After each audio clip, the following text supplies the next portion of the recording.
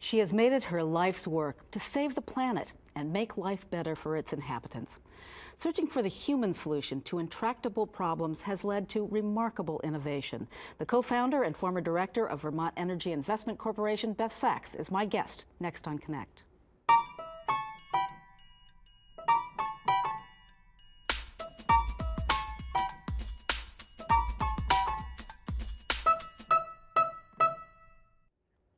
Beth Sachs co-founded the parent company of Efficiency Vermont, the Vermont Energy Investment Corporation, or VEIC, in 1986 with partner Blair Hamilton, and served as its executive director for 22 years. Sachs is a national leader in energy efficiency and passive solar work. She continues to foster stewardship of the mission, values, and cool workplace that have set VEIC apart. It's great to have you here. Thanks for joining me.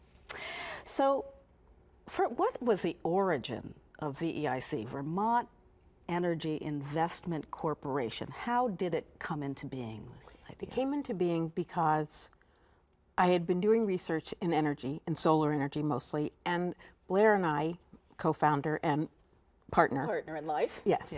Yeah. We decided that it was really time that people weren't adopting wholesale energy efficiency and renewables, and that we needed to help people think of how to do that.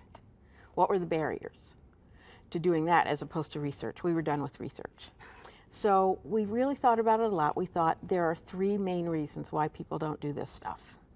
One was lack of access to good information, and that came from my mom, who lived in a row house in Baltimore. And if you're familiar with row houses, they're tall and skinny. So it was always freezing on the first floor and always roasting on the top floor because heat rises. But there was nowhere that she could go where people would tell her what she needed to do. She could only find people who would try to sell her a heating system or cooling system.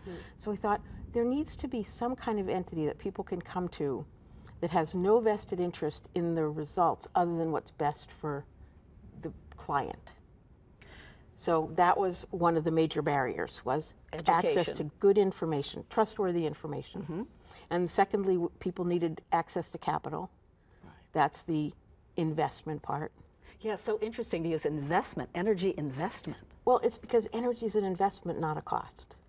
And so we built that into the name, and we're still explaining it 30 years later, but it's really an integral part of what we do. I mean, you invest in efficiency, in energy, you get it back. You get it back to then invest in whatever else you want. Yeah, savings is an investment. Right. And then the third barrier was, and still is, it's a hassle. It's just a hassle to figure out what you need to do, hire a contractor, trust the contractor, know if they're doing good work, and all of that. So we thought we would have a kind of a one-stop shop that people could come and we would help them through that whole process. Find people that would help them that understood how to do this, find some money, or how can the savings work. Right, help them find money, help them pick a contractor, keep our eye on the contractor.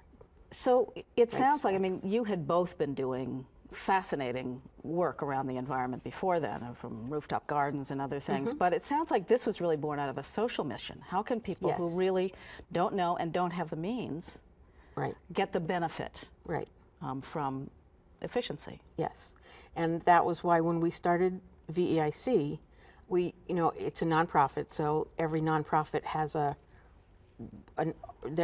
mission statement of some sort.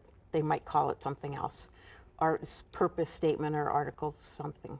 Anyway, we call it a mission statement, and the mission statement was that we would reduce the cost, both the environmental cost and the economic cost of energy to consumers, particularly low-income consumers and the entities that serve them.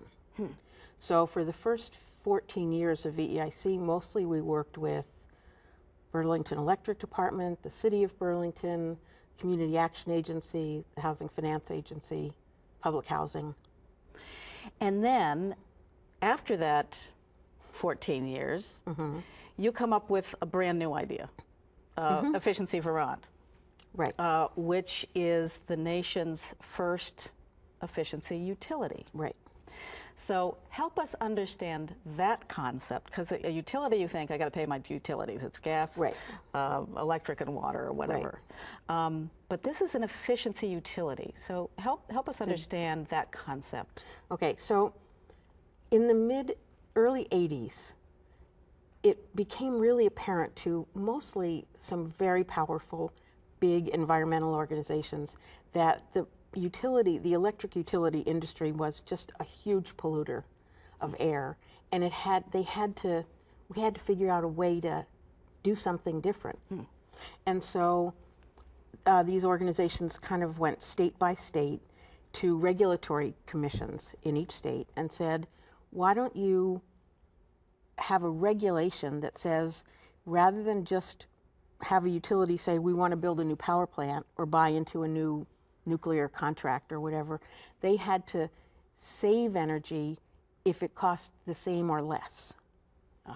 So rather than building new power plants, which pollute, invested in energy efficiency, which is the opposite of polluting. And that was big. This was a big movement in the 90s, national 80s and 90s legislation after we had a bit of an energy crisis in the 70s. It took a little while. And so your role in that was seeing this as a gap and creating.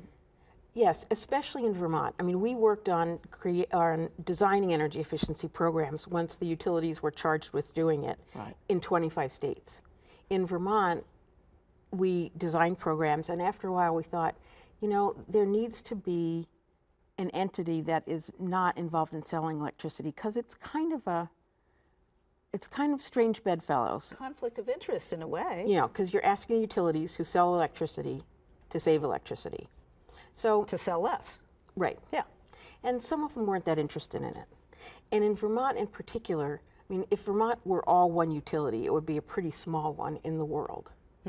But at that point, we had 22. Wow. So each utility was required to have energy efficiency programs. And if you think about it, the example that I think helps me understand it is you might have people from 10 different utilities shopping at a big box store in Chittenden County. And if each utility, because that's where the utilities were doing it themselves, doing the energy efficiency programs. Each utility company, Each utility was doing their own. If they each decided which light bulbs they wanted to provide rebates for and what the amount of the rebate is, it would be a wall of rebate forms. And so it just made sense from a consumer's perspective to simplify it by having a single utility. And we were forbidden from selling electricity. This was created by the legislature, and then the authority was given to the Public Service Board to create it. And we couldn't sell electricity, just save it. It's interesting, because a utility is really something that's in the public interest, but we don't think about it as being something that doesn't sell something. Right. Are there other efficiency utilities around the country? Around North America that I know of. Yeah. We were very involved in, well, there's one in Oregon. Every one is a little bit different. The one in Oregon was set up, the corporation, VEIC existed, and we bid on the contract to become the efficiency utility in Vermont. In Oregon, they created a corporation to do it. There's similar activities in Wisconsin and a little bit in New York. And then we helped, and Maine, Efficiency Maine, and we were flattered that they used our name. And now there's Efficiency Nova Scotia and Efficiency New Brunswick. And we were very involved in setting both of those up. So it's spreading slowly. There's actually, there were people, this is going, I'm sorry, I'm stepping back to the beginning of VEIC, 15 years before. Experts told you that Vermont was too small to make an energy nonprofit work. Why did it work in Vermont? I think it's a good question. And I mean, clearly it's become a model for around the world. Yep. I think, as we brought in people from all over the country, 6 different larger cities, and they all looked at our business plan and said, forget it. And we said, no, thanks. And I think it was partly because we had such strong partners. I mean, having the Vermont Housing Finance Agency as a partner, having the public housing authorities want to work with us. And we were dedicated to that sort of segment of the market and we started small. I mean, we didn't start big. I never dreamed we would ever be the size we are today. well, let's talk about that. So in 1998, in a strategic plan, it was projected that VEIC would grow to a $2 million enterprise over the next 10 years. That was in 1998? And, yep, and in that decade, under your leadership, it wasn't 2 million, it was 20 million. Right. That you came to after that, and went from what, 20 folks to at least 250 or 300? The first 14 years we went from 2 to 25. The second 14 years we went from 25 to 320. Wow, there you go. So how did you manage that kind of exponential growth? Well, I managed some of it. I also felt like one of the best decisions I made was to know when it was getting too big for me to be the executive director anymore. And that happened after 22 years of being the director. But even during that time, you would have had to pull together a team that could also help you handle that growth. And this may sound kind of crazy, but I feel like the group of us that started VEIC had very little business experience. And I think that really helped us because we really operated from a common sense perspective. We really said, what do people need? I mean, as an employer, what's best for the employees? And found a way for whatever was best for the employees to also be best for the employer. Right. And we didn't know what we were doing, and we did it by the seat of our pants. And by the time that got important to know what we were doing, we started hiring professionals, you know, in things like marketing and IT. Well, and it's interesting that you know, what do we need in the workplace? There's also, in the way you innovate, it's as if you are always thinking of what's the other side? How is my mom? What does she need? Right. What does the employer need? You're always looking at people first. Is that how you came up with things like, let me see, not only efficiency utilities, but energy rating systems, market-based program design, PEPSCOs? Is it from, let's turn this around, look at it differently? It's from the user. Because when the utilities, you know, 25 years ago were designing programs, they would have a program for efficient refrigerators, and another one for lighting, and another one for something else. And if you called as a customer, they would say, oh, you're eligible for this program. And when we started Efficiency Vermont, it was really important to us to create an entity that was a kind of a full service energy company, that we may have programs inside of our office to talk about them, but to the public, we're Efficiency Vermont. Right. And you come to us and we'll help. And that's pretty easy to understand, Efficiency Vermont. Right. So you blazed a trail for women, not only in working in a very male-dominated world, but also leading in that world. In what ways did you manage that, or did you take notice? It was uncomfortable, especially early on doing the solar research. There were very, very few women. And I look at it, and it's kind of like common sense, like I said before. But today, I'm really impressed. I don't know what the statistics are, but I think Vermont must have, on a per capita basis, more women running utilities than anywhere else in the country. True enough. I mean, we have, you know, we not have Mary in other Powell, areas, but certainly, yeah. Right, we have Mary Powell. Someone runs Green Mountain Power, Washington Electric Co-op, now Vermont Electric Co-op, Christine Hallquist, and Efficiency Vermont is run by a woman, Liz Gamache. So it's pretty rare. Why is that the area that maybe women fell into, or just a certain passion, a certain understanding how important this is? I couldn't say that there's a pattern. I just think there's a lot of pretty extraordinary women, and I also think things are doable in Vermont that they're not that aren't doable other places. Yeah, you can walk down the street and run into 3 governors, you know, and make something happen. Right. Yeah. And it's just, you know, that access to each other, I think, has really made a big difference. Well, you know, you've described yourself as a reluctant leader, but you're also clearly a natural one. How do you see yourself as a leader? I think what you just said is that I feel like I lead by looking at what the impacts are on other people. And so, because as a leader, I'm also an employee. I'm a part of the company, just like everyone else who works there.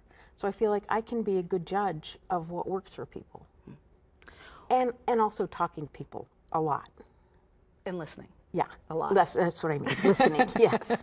I know you do. Yes. VEIC is notable for being family-friendly, having family-friendly policy. It's received many awards for being an exceptional workplace, and I imagine you had a lot to do with that. We have just a few photos here, but I'd just like you to talk about how you even created a workspace that works for people. So here, this, by the way, looks over Lake Champlain. You kind of can't see that, but. Right. It's a wonderful space. It's in the old General Dynamics building, where at one point I think they made howitzers. So yeah, it's pretty different. Swords into plowshares. We were in a rabbit warren before we moved to this office. The office we're now we've been there for a little over 4 years, and it was a big risk because we decided to go to an open plan office, which lots of people are doing, but VEIC hadn't been like that before. And so people were really nervous about it. Yeah. And I think that, and it was also all or nothing. You can't have anyone in a private office if you're going to do that. So everyone, all the directors and everybody else are all out in the open together. And we have 30 conference rooms. And each are named in an interesting way. Yes, we named them. There were 3 sizes, although you can't tell the difference. The small ones are named after either important or interesting historical figures or things in the energy world. So one of the things that people really were nervous about was I called one of the conference rooms Grandpa's Knob.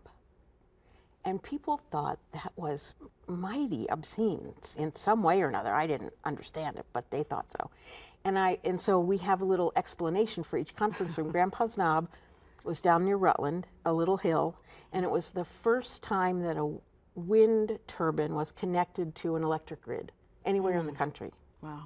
And it was in, I think, the 40s, and then it broke during World War II, and they used the materials for other things. There are wonderful reminders in your whole workplace of different things. They're the names of the rooms that have something to say about energy and the growth of VEIC. Right. There is a wall of history. There is the sun catchers. And actually, if we can put the sun catchers back on, it kind of shows the open area that you have. But also, this is very interesting.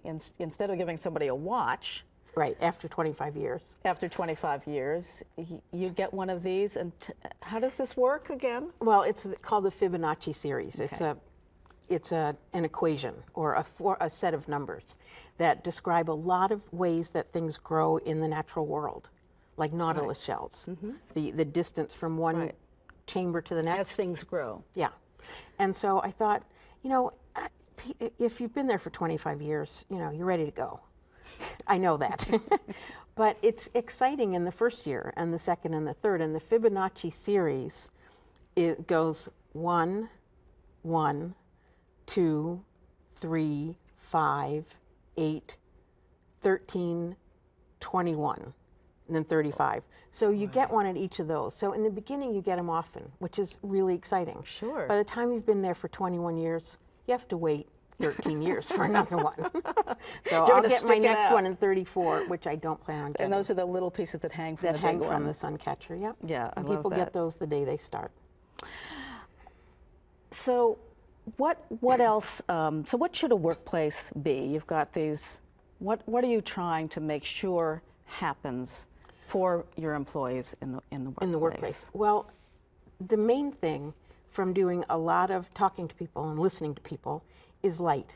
It's the most important thing to people in a building. So because that building was built before electricity, it's long and narrow, so there's a lot of windows. So it's perfect for that. And that was the most important thing, was for people, everyone to have access, to be able to see outside.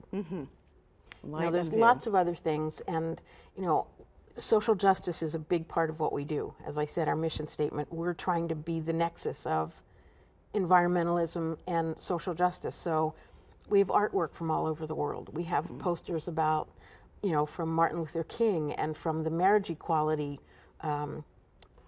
movie that was just produced in Vermont, and just try to really reflect social justice and civil rights. And even your values. You have a wall of values of that are posted right there for everybody to take them in on a daily basis. Yep. It's pretty cool.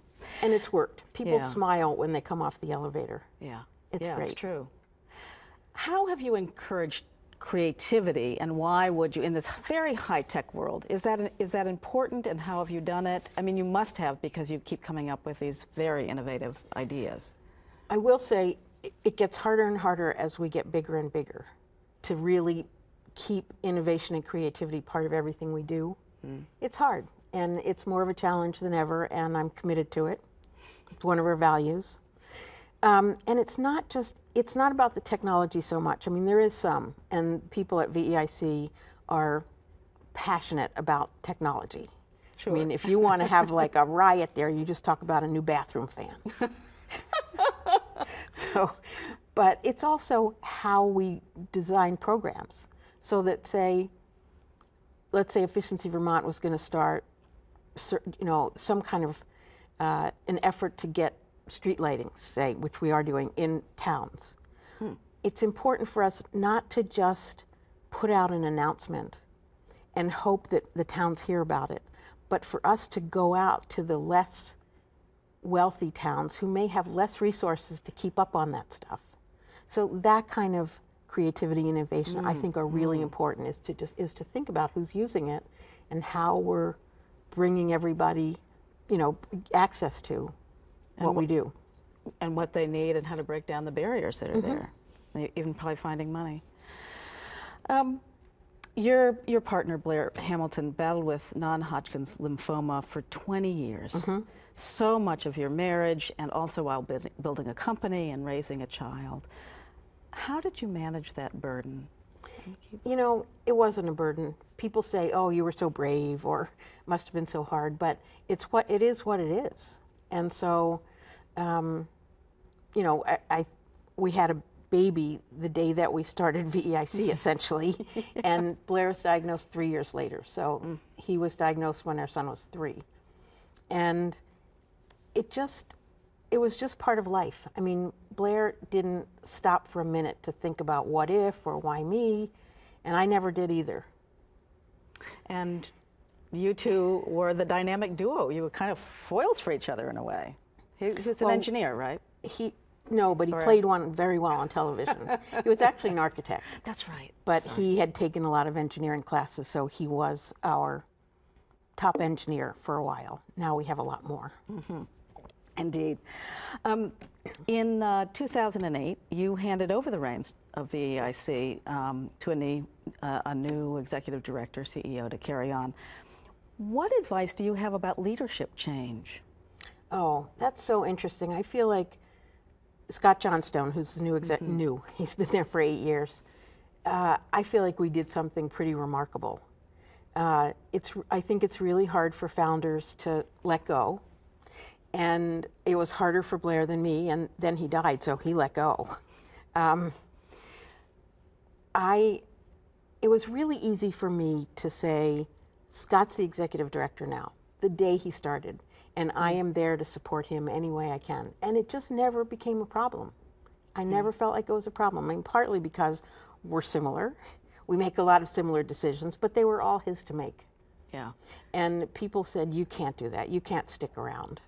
Ah. You know, that's not what people do. You can't stay around when you have a new director, and it's worked for 8 years. Yeah. And was that was a decision you made, that you were ready to step down? To step down. I mean, if Scott had asked me to leave, I would have, because it was up to him at that point, but it was my decision to step down. So what then did you get passionate about and work on after stepping down, which is a little awkward, but it clearly has worked very well in your case? Yeah, it's been great. At first, I thought I wanted to work on new business ventures.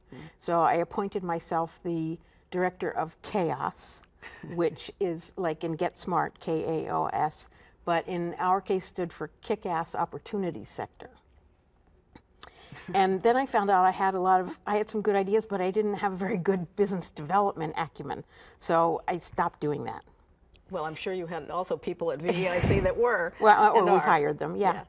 And so as we grew, because we were growing enormously at that time, when I stepped down, there were 170 people. So in the 8 years that Scott's been there, we've doubled in size. Wow. And it became apparent and important and valued that we keep the mission and the values of the company, because it's our strength. I think it's really what makes VEIC a pretty special place, is that it's really mission driven.